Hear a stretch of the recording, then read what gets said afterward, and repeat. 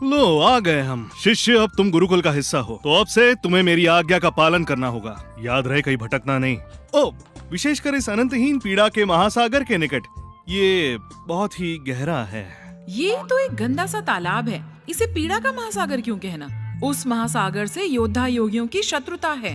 अपने चरम पर भी उसे पार करते हुए मुझे कठिनाई हुई। आचार्य जी दुर्बल है, फिर भी झूठ बहुत बोलते हैं, किंतु अब मैं इनकी शरण में हूँ तो मुझे झुकना ही होगा। मैं यहाँ तपस्या करूंगी और मजबूरन इन्हें आचार्य कहूंगी। मेरे चरम पर ये मेरे चरणों में होंगे, मेरी शक्ति से भयभीत होंगे, मेरी चमक से चकरा जाएंगे। सुनो, हाँ?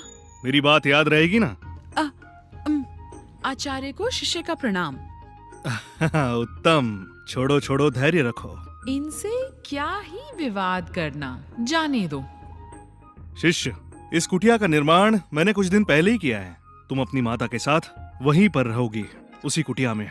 ये झोपड़ी क्या ये रहने योग्य है भी? क्या गुरुकुल में और कोई स्थान नहीं है? मुझे ऐसी जगह बिल्कुल नहीं रहना, समझे? मेरी कुटिया तो आकाश के महलों से भी बहुत उत्तम है। ये झोपड़ी पालतू कुत्ते की कुटिया से भी बदतर है। चलो चले यहाँ से, हमें देवशास्त्र जाना चाहिए। क्या पता शायद केलव जी हमें रहने की अनुमति दे दें। चलो जल्दी चलो।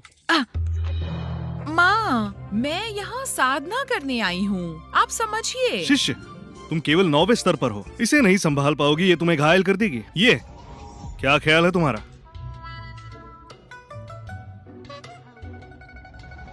अरे नहीं, रुक जाओ।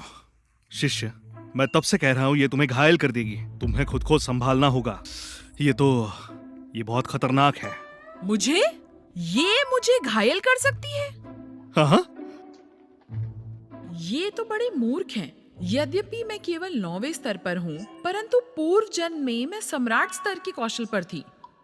मैं मूल स्तर के योद्धा योगी को पराजित कर सकती हूँ, और ये मुझे अपमानित कर रहे हैं।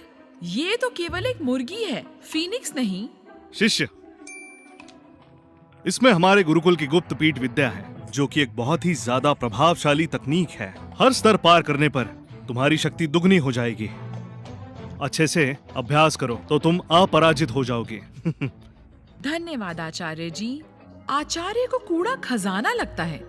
इतना सामान्य दृष्टिकोण है इनका। जिस विद्या की बात कर रहे हैं वो 9वें स्तर पर रुक जाती है। शक्ति को दुगना करना व्यर्थ है। हाँ, इसीलिए कोई इनका शिष्य नहीं बनता। इस दुर्बल स्थान पर दुर्बल तकनीक सीखने कोई अंधा व्यक्ति भी नहीं आएगा।